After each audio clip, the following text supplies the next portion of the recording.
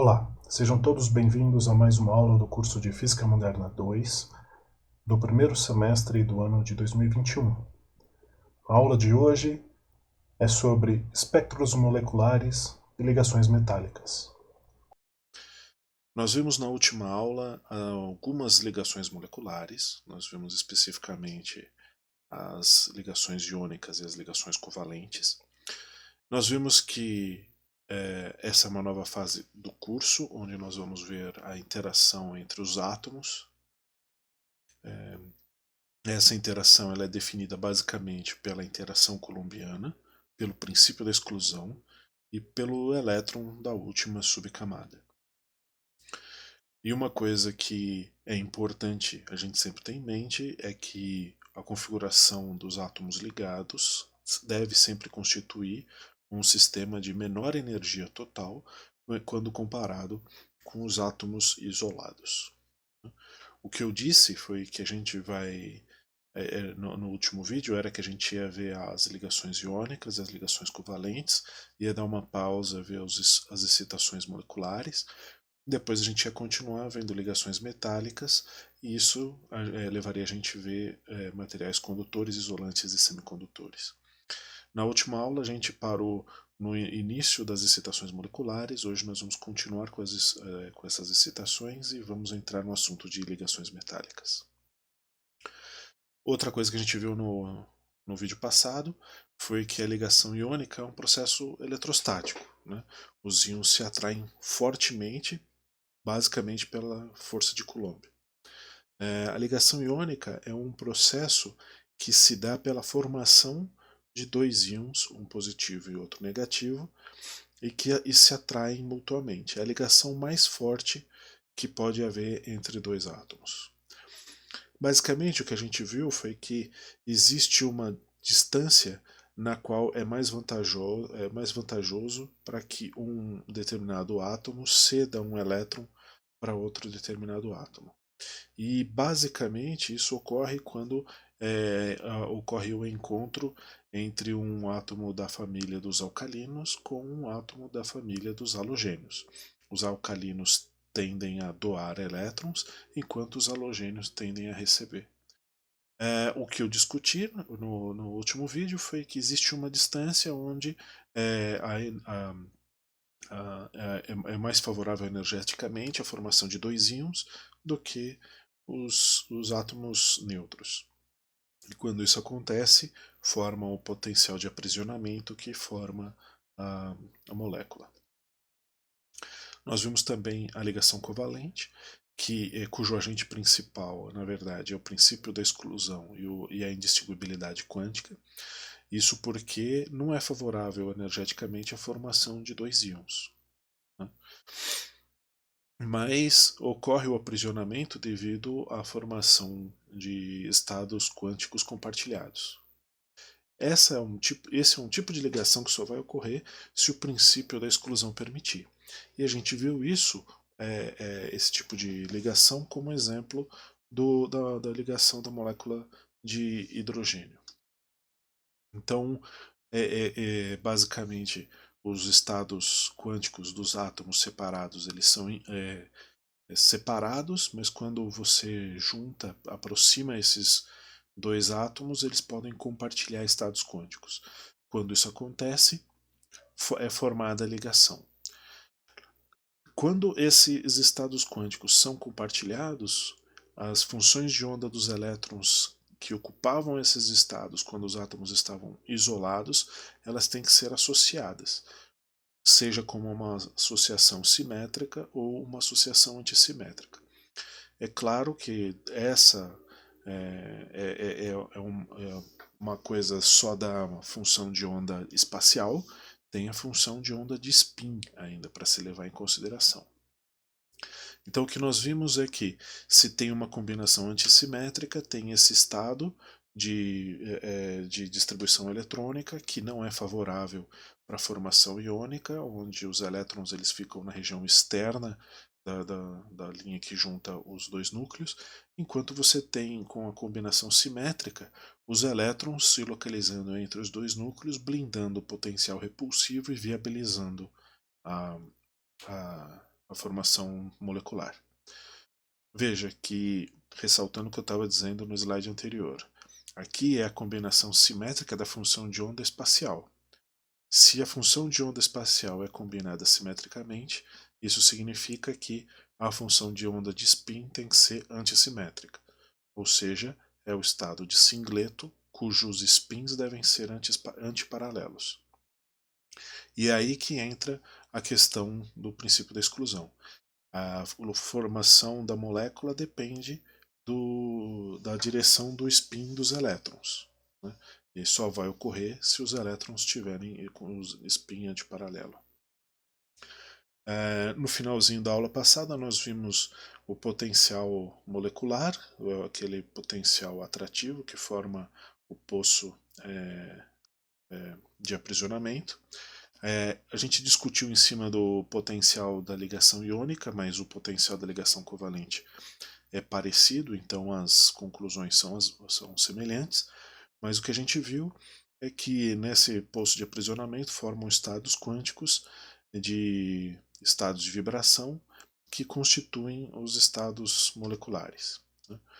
Então a gente tem primariamente os estados de vibração, que são aqueles que determinam a variação da distância interatômica, né? Basicamente, a gente pode aproximar o potencial de ligação por uma função quadrática e assim obter as energias dos estados do oscilador harmônico como uma aproximação da energia dos estados do potencial molecular. A gente também viu que pode ter estados quânticos de rotação, sendo o momento angular desse sistema quântico também quantizado. A gente viu que a energia de rotação é também, consequentemente, quantizada, né? Então, a energia total da molécula seria um termo, a soma de um termo referente à vibração com a soma de um termo referente à rotação, né? Como tipicamente o termo H cortado ômega, sendo ômega a frequência natural de oscilação do sistema, que depende só da força de atração da ligação molecular, e H cortado a constante de Planck dividido por 2π, ela é tipicamente muito maior do que o termo de kT para a temperatura ambiente. Então significa que tipicamente as moléculas estão no seu estado fundamental de vibração.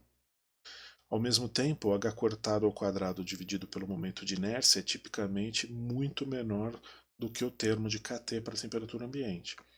Isso significa que as moléculas estão sempre distribuídas nos seus estados quânticos de rotação de acordo com a distribuição de Boltzmann. Só um comentário de que essa expressão de cima ela se refere a uma molécula diatômica. Uma molécula triatômica teria, por exemplo, duas ligações moleculares, portanto, dois termos de vibração, mantendo um termo de rotação, mas o momento angular seria calculado diferente.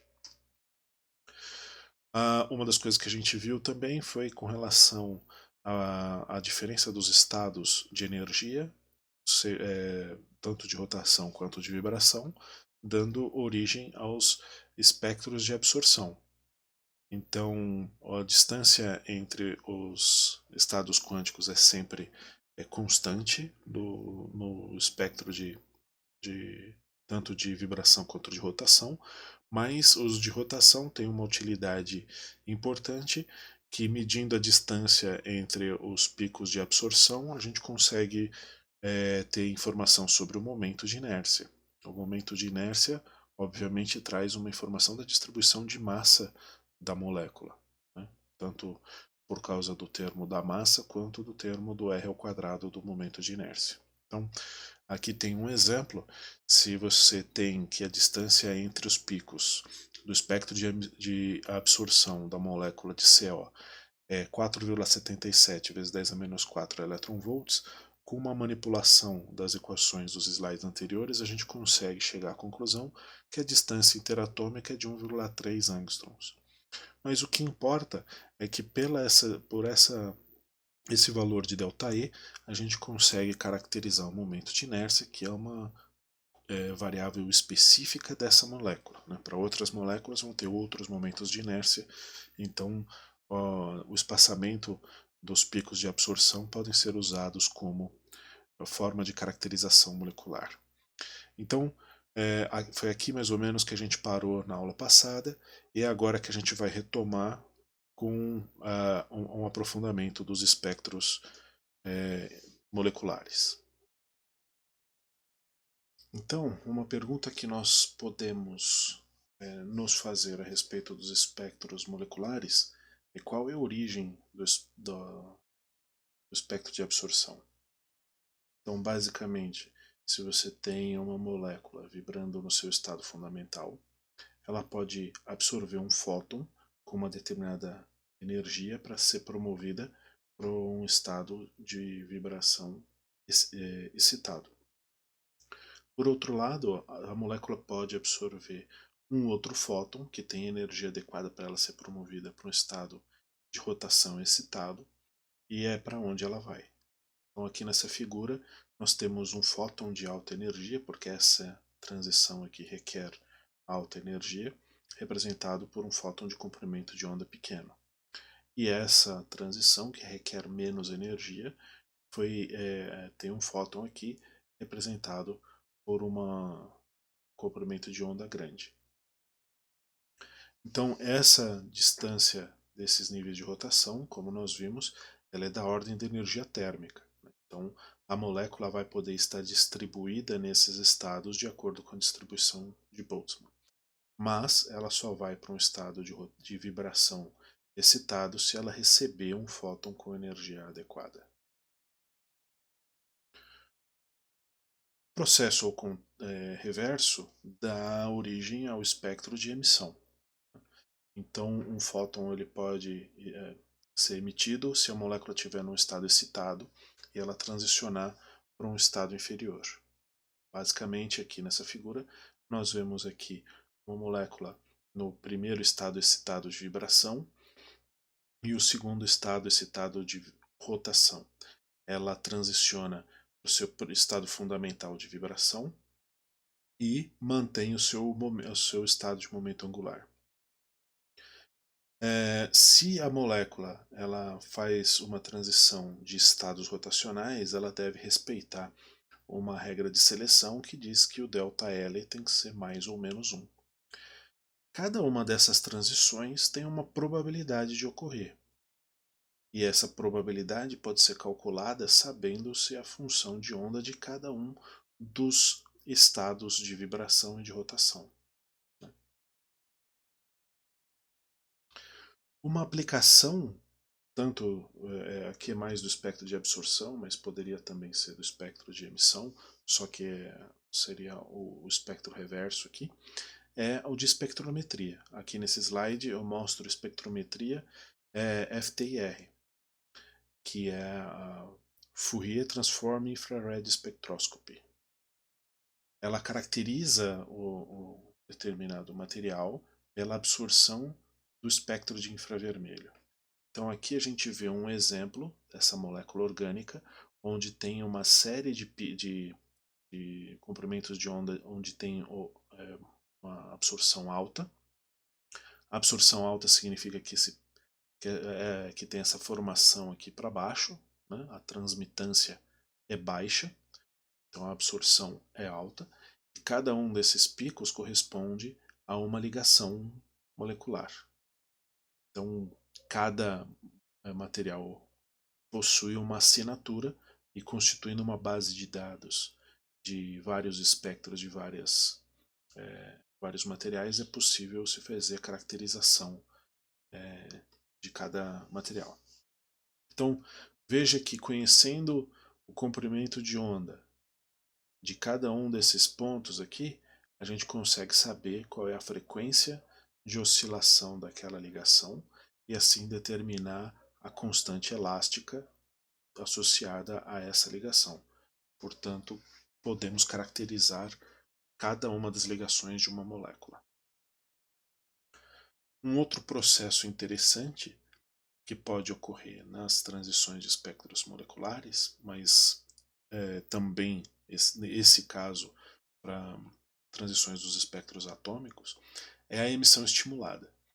Esse é um processo que foi previsto por Albert Einstein em 1916 e é um processo que tem desenvolvimentos tecnológicos importantes. Né?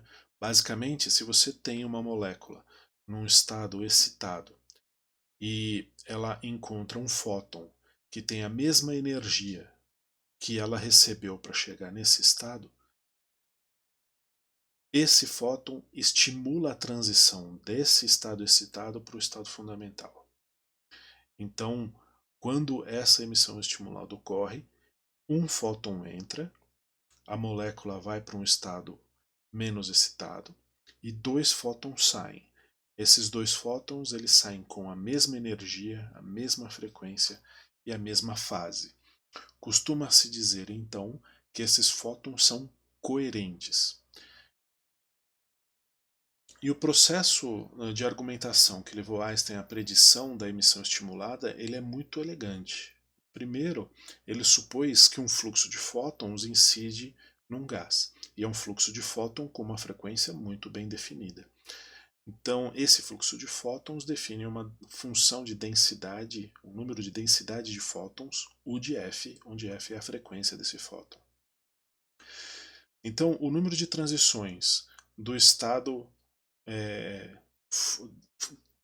fundamental, o estado 1 para um estado superior 2, um estado excitado, vai ser dado por uma probabilidade de transição de 1 para 2, nesse caso expresso por P de 1, 2, o número de moléculas no estado 1 vezes a densidade de fótons. Né? Então veja, a probabilidade vezes o número de candidatos a serem promovidos para o estado 2, vezes o número de fótons que podem promovê-los para o estado 2. Então, se você tem todas essas moléculas no estado 1, elas, quando perceberem esse fluxo de fótons, elas vão começar a ser promovidas para o estado 2. Conforme algumas moléculas são promovidas para o estado 2, algumas delas vão transicionar espontaneamente de volta para o estado 1. E esse termo é dado por uma probabilidade de transição espontânea vezes o número de moléculas que estão no estado 2. E aí que vem um termo de emissão estimulada. Então, esse termo de emissão estimulada é muito importante aqui nessa argumentação. Se você tem um número N2 de moléculas no estado 2, o número de transições estimuladas vai ser a probabilidade da emissão estimulada, que é dado por P de 2,1, vezes o número de moléculas no estado 2, vezes a densidade de fótons, U de F. Então, o número de transições totais de 1 para 2, de 2 para 1, ela deve entrar em equilíbrio em algum momento. Então isso significa que a soma da transição estimulada e da transição espontânea do estado 2 para o 1 tem que ser igual à taxa de transição do estado 1 para o 2. O número de estados, o número de moléculas que vão estar no estado 1 e no estado 2 depende da distribuição de Boltzmann. Então a gente pode substituir os termos N1 e N2 pela distribuição de Boltzmann calculada no termo de E2 e E1, sendo a energia do estado 2 e a energia do estado 1. No limite clássico, essa energia vai ser muito menor do que a energia térmica. Logo, a gente pode cortar esses dois termos da distribuição de Boltzmann, sobrando apenas os termos de probabilidade e densidade de fótons. Para um caso de uma densidade de fótons muito alta, o termo da emissão espontânea fica muito pequeno comparado com os outros dois termos. Então a gente chega à conclusão de que a taxa de emissão estimulada tem que ser igual ou próxima à taxa de promoção das moléculas para o estado 1, 2. Né? Como a molécula, quando ela absorve um fóton, ela já transiciona para o estado 2, a probabilidade dessa transição, dado que a molécula absorveu esse fóton, é muito grande. Então significa que a probabilidade de emissão estimulada acompanha a taxa de absorção. Note que sem o termo da emissão estimulada, o N2 ele cresce indefinidamente. Então, o processo de emissão estimulada ele teve um desencadeamento tecnológico que foi a invenção do laser. Laser significa Light Amplification by Stimulated Emission of Radiation. Amplificação de luz pela emissão estimulada de radiação. O princípio fundamental é a manipulação dos estados quânticos moleculares para que a taxa máxima de transição, para que ocorra uma taxa máxima de emissão estimulada. E rendeu o Prêmio Nobel de 1964 para 3 cientistas que desenvolveram as versões preliminares do laser. Então, o processo se inicia com a inversão de população. O que significa isso? Você tem várias moléculas no estado E1, você precisa que elas sejam promovidas para um estado excitado para que você estimule a transição de volta, emitindo os fótons coerentes. Esse processo de elevação do estado quântico é chamado de bombeamento óptico. Esse bombeamento ele pode ser feito com uma fonte externa de energia, né? Seja com fonte de radiação externa ou com fonte de campo elétrico externo. Então, veja só, o que eu mostro aqui esquematicamente é a estratégia do estágio triplo. E eu vou mostrar para vocês por que tem que ter essa estratégia do estágio triplo. Então, se você tem aqui as moléculas no estado 1, você precisa fazer com que elas sejam promovidas para o estado quântico E3. A característica desse estado quântico E3 é que ele tem que ter uma meia-vida muito curta. Significa que quando a molécula é promovida para o E3, ela rapidamente decai para o estado 2, para o estado E2. Esse estado E2 ele tem uma característica especial, que é a transição do 2 para o 1, ela tem que ser proibida pelas regras de seleção. Assim, quando as moléculas são transicionadas para o estado 3 e rapidamente vão para o estado 2, elas ficam aqui acumuladas no estado 2 sem poder ir para o estado 1. Então, essas moléculas que ficam aqui no estado 2, elas não transicionam a menos que elas sintam uma perturbação de um fóton que tenha a energia igual a E2 menos E1. Quando isso acontece, essa transição de fato ocorre. É uma espécie de violação da regra de seleção, induzida pela perturbação de um fóton de mesma energia. Quando isso ocorre, vários sistemas moleculares que estão no estado E2 são estimulados a transicionar para o estado E1. Então, a gente vai de uma situação onde várias moléculas foram bombeadas para o estado E3, decaíram para o estado E2 e ficaram aqui esperando. Né? Nesse processo de bombeamento, o número de moléculas no estado E2 fica maior do que o número de moléculas no estado E1. Nessa situação de número de moléculas no estado E2 maior do que o número de moléculas no estado E1, é a situação ideal para que ocorra a amplificação.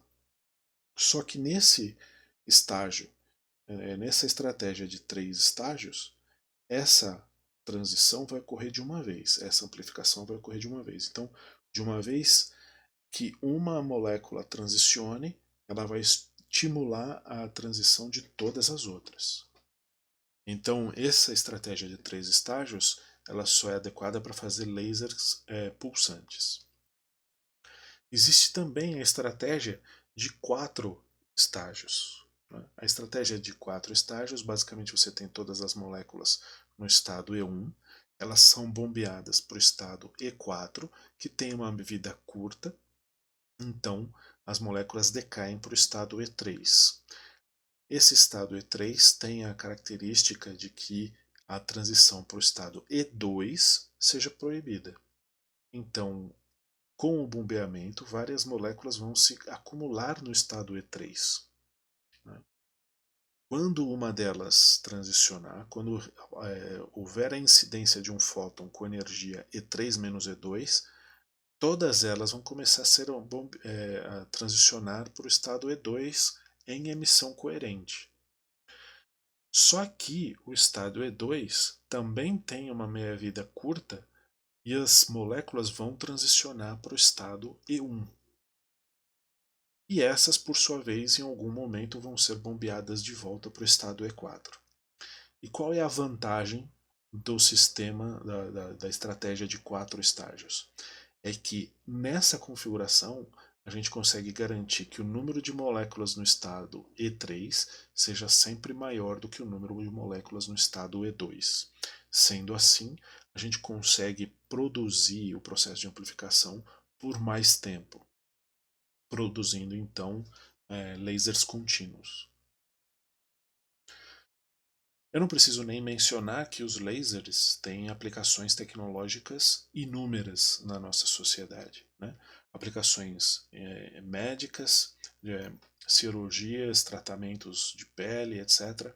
Telecomunicações por meio de fibra ótica, também gravação e leitura de dados em CDs, DVDs, Blu-ray, né?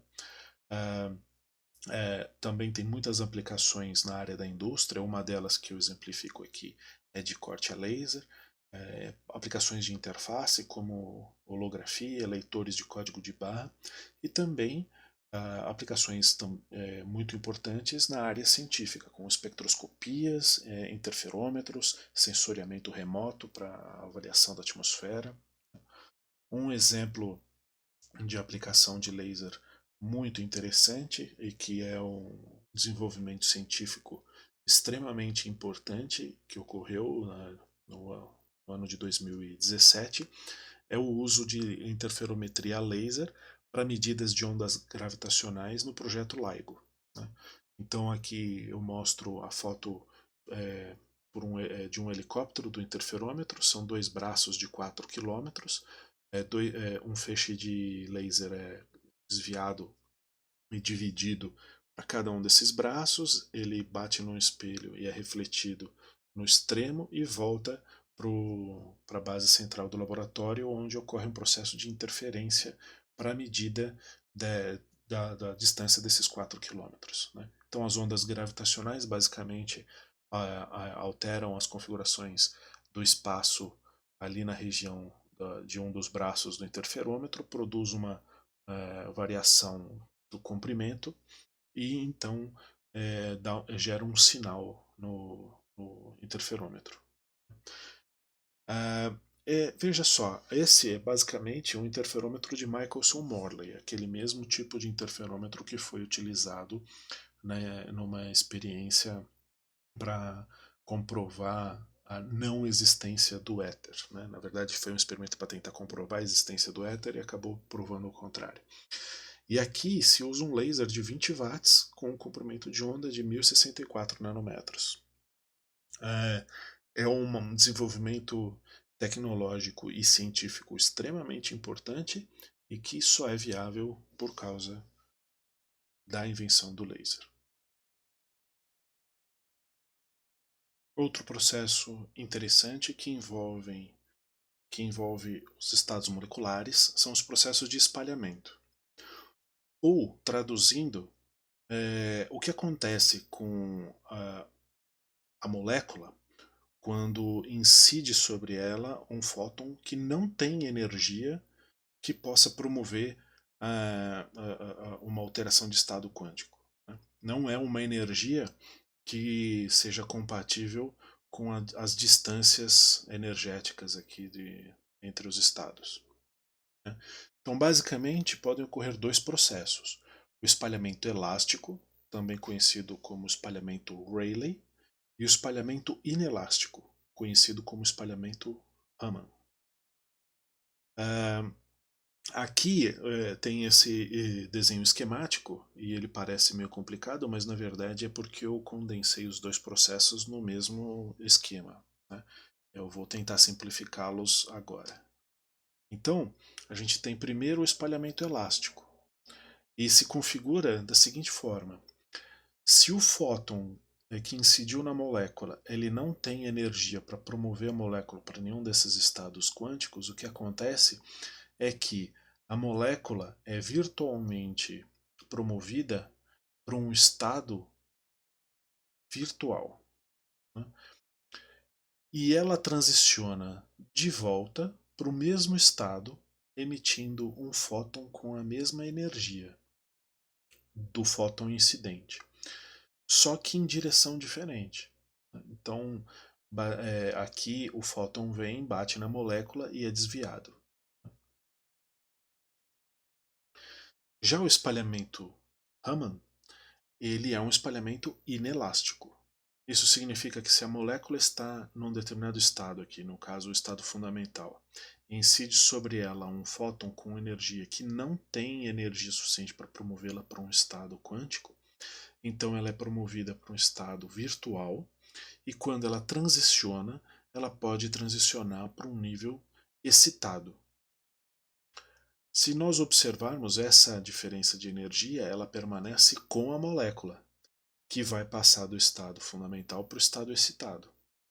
E o fóton que é emitido, ele tem a energia do fóton inicial menos a distância da energia entre esses dois estados. Esse fóton é chamado de espalhamento Raman do tipo Stokes. Um outro processo de espalhamento Raman pode acontecer se a molécula estiver num estado excitado. A molécula estando num estado excitado, promove, recebendo esse fóton que não tem energia para promovê-la para nenhum estado quântico, ela é promovida para um estado virtual, e quando ela retorna para um estado fundamental. Né? Nesse caso, a energia do fóton que sai é a energia do fóton inicial mais a energia da diferença dos dois estados. Né?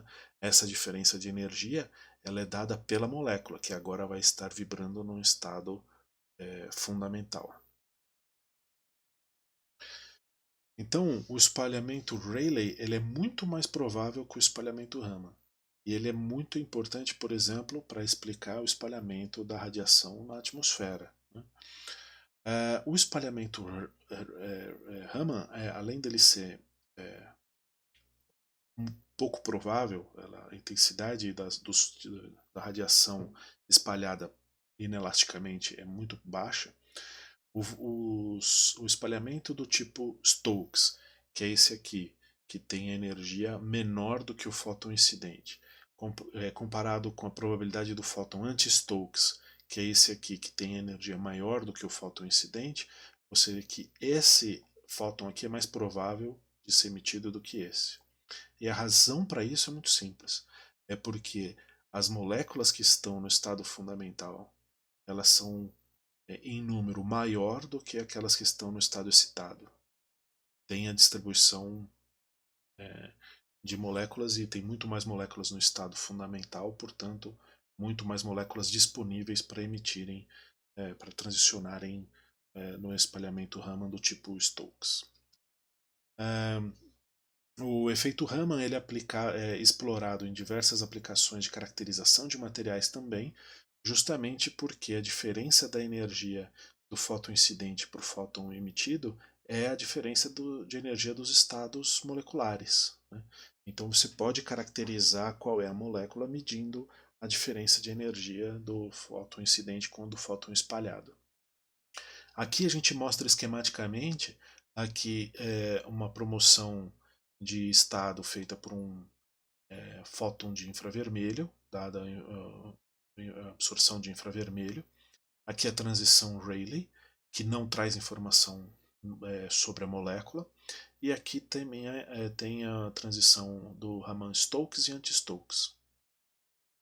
Dessa figura a gente pode ver, por exemplo, que essa transição aqui é promovida por fótons de baixíssima energia, fótons de infravermelho. E aqui o Raman ele é induzido por fótons de mais alta energia. A informação trazida pelas técnicas de caracterização que utilizam o efeito Raman são as mesmas, por exemplo, do FTIR que eu mostrei mais acima. Mas a instrumentação é diferente. Enquanto a FTIR tem que lidar com instrumentação de infravermelho, com toda a complicação de sensores de infravermelho, a técnica Raman pode usar uma faixa de energia de fótons mais adequada, dada a disponibilidade de fontes e sensores. Né? Uma das possíveis instrumentações para análise de materiais usando efeito Raman aplica lasers. Né? E lasers na faixa do visível, explorando a ampla gama de detetores de faixa de fótons na faixa da luz visível. O que produz um equipamento muito mais portátil, numa faixa de instrumentação mais adequada na relação sinal-ruído. Você pode ver que comparar o equipamento Raman com o equipamento FTIR, o equipamento FTIR é sempre um equipamento de bancada, o do Raman pode ser um equipamento portátil, o equipamento FTIR é sempre uma câmara escura para se proteger de infravermelho externo ou que tenha vazamento de infravermelho, que prejudica a medida. Já o espalhamento Raman ele é mais conveniente por ser possibilitado com fontes de luz visível.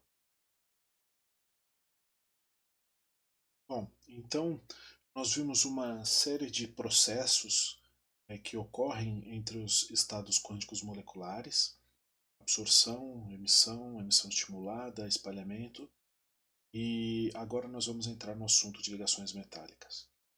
Eu não quero que essa interrupção dê a falsa sensação de que esses conceitos de espectros moleculares eles não se aplicam às ligações metálicas. Não é isso. Eu fiz essa organização porque as ligações metálicas vão nos remeter a outros assuntos que eu prefiro não interromper. Uma ligação metálica a gente vai estudar teoria de bandas, etc., que é um assunto um tanto quanto complicado, onde eu prefiro que a gente entre direto nesse assunto e por aí a gente vá para materiais condutores, semicondutores, etc.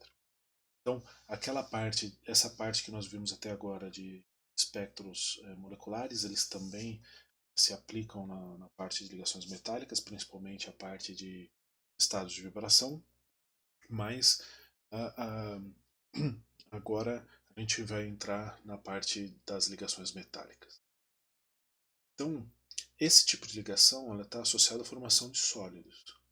Ela dá origem à teoria de bandas, que é uma parte da física da matéria condensada extremamente importante com aplicações tecnológicas extremamente relevantes. Ela explica diversas propriedades dos materiais, como condução elétrica e térmica, dureza, maleabilidade, ductibilidade, brilho e cor, e é isso que nós vamos começar a estudar agora. Bom, a ligação metálica ela nos remete à ligação covalente. Na ligação covalente ocorre a formação dos estados compartilhados. E na ligação metálica, esses estados compartilhados são compartilhados com um número muito grande de átomos, com uma cadeia de átomos, formando os estados compartilhados e não localizados. Enquanto esses estados compartilhados nas ligações covalentes são restritos às dimensões das moléculas, os estados compartilhados aqui se estendem por todo o volume de átomos que compreendem na ligação. Então aqui eu mostro uma imagem que a gente usou para discutir a ligação covalente, só que aqui ali naquele estado mais acima, ele está quase sendo compartilhado entre esses dois átomos. Né? Agora eu vou inserir mais 2 átomos nessa linha e ver o que acontece com esse estado compartilhado. Quando eu insiro mais esses 2 átomos, aquele estado ali passa a ser compartilhado pelos 4 átomos. Eu vou inserir mais 2 agora, formando um conjunto de átomos que compartilham aquele estado quântico. Então é isso que dá origem à ligação metálica. Esses estados quânticos compartilhados e não localizados. Assim como na ligação covalente, que não era possível distinguir que elétron pertencia a que átomo, aqui é a mesma coisa. Os elétrons que participam, eles são compartilhados por todos os átomos. Uma das propriedades importantes da ligação metálica é que, pelo fato todos esses átomos eles estarem ligados, eles propagam vibrações térmicas muito rápido, então eles têm uma alta condutibilidade térmica. Mas uma coisa que a gente precisa estudar nas ligações metálicas mais a fundo é o que acontece com aquele estado compartilhado. Quando a gente viu as propriedades dos espectros de absorção, o que a gente via eram os estados quânticos da molécula, os estados quânticos de vibração ou de rotação da molécula. Agora nós vamos estudar o que acontece com aquele estado quântico do elétron que é compartilhado por vários átomos. Então, vamos voltar para o caso do hidrogênio, para o caso mais simples. Quando a gente tem os 2 átomos de hidrogênio separados, cada um deles possui um elétron no estado 1s. Quando a gente aproxima esses 2 átomos, esse estado 1s passa a gerar um outro estado que é compartilhado entre os 2 átomos. A gente viu que tinham 2 possibilidades.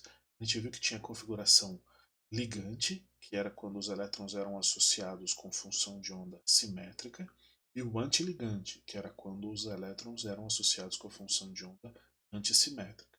Então essas 2 configurações dão origem a 2 estados quânticos, um chamado de 1 sigma e o outro de 1 sigma estrela. 1 sigma é o estado ligante, é o estado da configuração de associação de função de onda simétrica. E o 1 sigma estrela é o estado antiligante, associado à combinação antissimétrica. Então veja que os elétrons que estavam nos 2 átomos, quando eles se aproximam, eles passam a ocupar o estado 1s, formando a molécula do H2. A diferença de energia entre o estado 1 sigma e 1 sigma estrela ela é dada por um ΔE. E esse ΔE ele depende da distância entre os 2 átomos, a distância interatômica. Então, se a gente fizer um plot da energia do estado antiligante em função da distância interatômica, conforme ele vai diminuindo, a energia do estado antiligante vai subindo aqui. Já a energia do estado ligante, ela desce aqui, formando estados com energia mais baixa, por isso que a molécula se forma, porque a energia vai diminuindo. No entanto, vai chegar uma hora onde a repulsão dos núcleos ou a repulsão pelo princípio da exclusão para átomos multieletrônicos começa a fazer com que essa energia suba muito rápido. Né? Então, o que acontece? Aqueles estados 1s, quando você vai aproximando os átomos, eles se desdobram em 2 estados, o estado 1 sigma e 1 sigma estrela. E o caso do hélio 2? Como é que acontece? Então, quando eu tenho o hélio 2, o hélio, a eletrosfera do hélio é 1s2, são 2 elétrons ocupando o estado 1s. Esses 2 elétrons de cada átomo formam 4 elétrons que vão estar associados à molécula.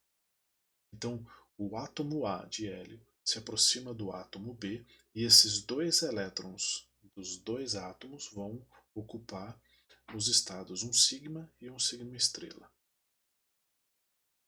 2 deles vão ocupar o estado 1 sigma e 2 deles vão ocupar o estado 1 sigma estrela. E aí vem a pergunta: existe a molécula do Hélio-2? Essa é uma pergunta importante, porque veja, o estado 2s é um estado que está muito lá em cima nessa escala de energia. Então, esses elétrons aqui, eles vão preferir ocupar esse estado, mesmo que ele seja um estado antiligante, do que serem promovidos para o estado 2s, porque a gente vai ocupar os estados de acordo com a energia crescente. A resposta para essa pergunta, ela envolve a análise da energia do estado anterior dos átomos separados do sistema ligado. Se a gente olhar esse esquema aqui, geralmente a gente percebe que geralmente o estado 1s está a meia altura do estado 1 sigma e 1 sigma estrela. De forma que 2 vezes 1 sigma mais 2 vezes 1 sigma estrela seja igual a 4 vezes 1 sigma s. Então, esse estado aqui de ligação, onde 2 elétrons ocupam o estado 1 sigma e 2 elétrons ocupam o estado 1 sigma estrela, resulta na mesma energia total que 2 átomos separados com 2 elétrons cada um. Então a molécula não se forma, porque não tem redução da energia total. E no caso do lítio? Se a gente quiser formar uma molécula de lítio 2, como é que acontece? Então a gente tem a eletrosfera do lítio formada por um S2, 2S1. São 3 elétrons em cada lítio, portanto são 6 elétrons que vão participar da molécula. Quando a gente aproxima os estados, quando a gente aproxima os átomos, os estados 1s e 2s se desdobram em 2 estados. 1 sigma estrela, 2 sigma e 2 sigma estrela. 2 elétrons do estado 1s vão ocupar o estado 1 sigma e os outros 2 elétrons do átomo 1s vão ocupar o estado 1 sigma estrela. Um elétron que estava no estado 2s ocupa o estado 2 sigma e o outro elétron que estava no estado 2s ocupa o estado 2 sigma. Ninguém ocupa o estado 2 sigma estrela. Então, se você somar a energia total desses 4 elétrons, dá a mesma energia total desses 4 elétrons. Mas a soma da energia total desses 2 elétrons é menor do que a energia desses 2 elétrons. Então, o estado lítio 2 representa um sistema ligado. A ligação covalente ocorre. Se eu quiser adicionar mais um átomo nesse sistema? Bom, aproximando o terceiro átomo, o estado 1s dele e o estado 2s dele também vão ter que se associar, seja do tipo simétrico ou antissimétrico. Aqui eu mostro como é a associação antissimétrica, onde o nível de energia é mais baixo. Né? Então, ocorre a formação de um terceiro estado aqui no camada do estado sigma 1 e aqui também no sigma 2. Bom, aqui eu mostro a figura do como fica a energia dos estados com a associação de 4 átomos. Então aqui tem a energia do estado antiligante do primeiro elétron, do segundo elétron e aqui do estado antiligante do primeiro elétron e do segundo elétron. E se eu quiser adicionar mais um átomo? Então mais um estado quântico vai aparecer aqui formando as camadas 1 sigma e 2 sigma. E aquele gráfico da energia dos estados em função da distância interatômica vai apresentar mais ramificações, que é um gráfico para quando você une 6 átomos nesse sistema. Então, olha só, quando eu tinha 2 átomos, eu tinha 2 estados, o ligante e o antiligante, cuja energia dependia da distância interatômica. Se eu adicionar mais 2 átomos, eu tenho essas energias que dependem da distância interatômica. Se eu adicionar mais 2, agora com 10, com 20, com 100, com 200, 400 e 800. Na prática, quando eu associo um grande número de átomos, a diferença entre a energia é muito pequena. De tal forma que nessa região aqui se forma uma distribuição contínua de estados com uma distribuição contínua de energias. Se eu olhar aquela figura dos átomos com os potenciais, a gente vê que aqueles potenciais compartilhados eles passam a ser aqui uma faixa de energia, de estados com uma distribuição de energia muito próximas. Se fosse uma ligação covalente, uma ligação molecular covalente, seriam só dois estados aqui. Como a gente faz uma associação de vários átomos, parecem vários estados desdobrados aqui.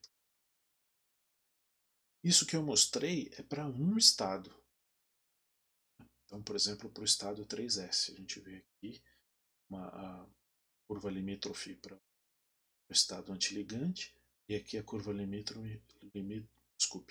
curva limítrofe para o estado ligante e a curva limítrofe para o estado antiligante e todos os estados contínuos aqui no meio. Também tem os estados superiores, o 3p, o 4s, o 3d, mas se a gente notar aqui, ó, tem o estado 2p.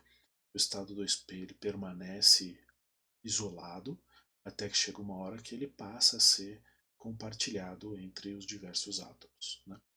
No caso do sódio, o sódio metálico, que é a associação de átomos de sódio formando um sólido, a distância interatômica é de 3,76 angstroms. Se a gente olhar aqui, 3,67 angstroms. Se a gente olhar aqui, 3,67 angstroms, essa distância interatômica, o estado 2p não se desdobrou, mas se a gente conseguir, se a gente seguir subindo aqui, a gente vê que o estado 3s formou uma região contínua de energia. Então, se eu pegar essa linha 3,67, fizer um plot dos níveis de energia, a gente vê aqui uma linha, que é a linha do estado 2p. Esse não é um estado compartilhado, não é um estado não localizado. E aqui começa a banda de estados do estado 3s. Em determinado momento tem uma sobreposição com a banda do estado 3p. Se a gente subisse mais aqui, a gente pode ver que teria uma intersecção também com o estado 3D, por exemplo. Então, os elétrons vão ocupar essas bandas de condução. São infinitos estados, é um número muito grande de estados, com diferenças de energia muito pequenas entre eles, formando uma espécie de região de estados contínuos, né? Distribuição contínua de energia. No entanto, esses elétrons ainda são férmions. Tá? Eles têm que ocupar esses estados dada a distribuição de Fermi-Dirac. Só que aqui nesse caso, a função densidade de estados é uma função contínua. Aqui tem menos probabilidade, menos número de estados disponíveis, porque é aquela parte mais funda dessa distribuição, né? Aqui, ó, onde tem menos número de estados, e o número de estados vai aumentando, né? E essa aqui é a distribuição de Fermi-Dirac calculada na temperatura de zero absoluto. Multiplicando essa distribuição por essa, a gente obtém a distribuição de elétrons na banda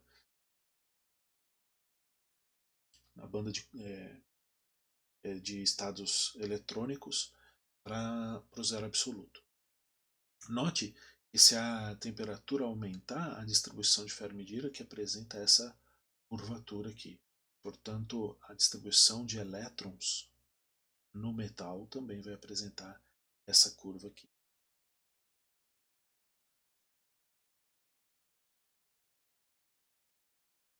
Uma coisa importante é a definição da energia de Fermi. Então, a energia de Fermi é a energia que a máxima energia que os elétrons ocupam nessa distribuição dessa banda no temperatura de zero absoluto. Então, veja só, é essa formação de banda que vai dar origem à teoria de bandas e vai explicar os materiais condutores, isolantes e os semicondutores. Por quê?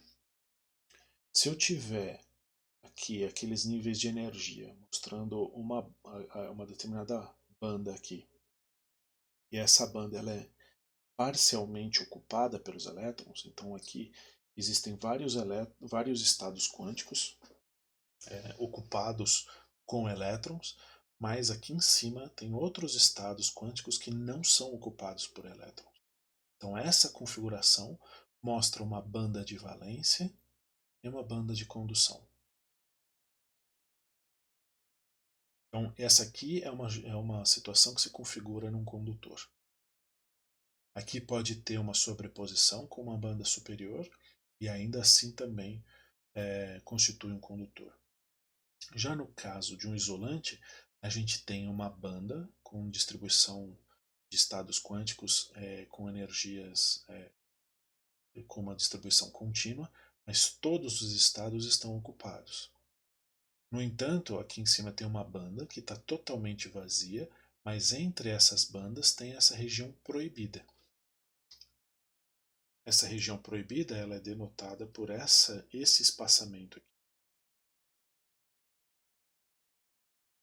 Então, para um elétron poder sair daqui e vir para essa banda vazia e poder constituir uma banda de condução, ele precisa ganhar essa diferença de energia, que é tipicamente muito grande para um isolante.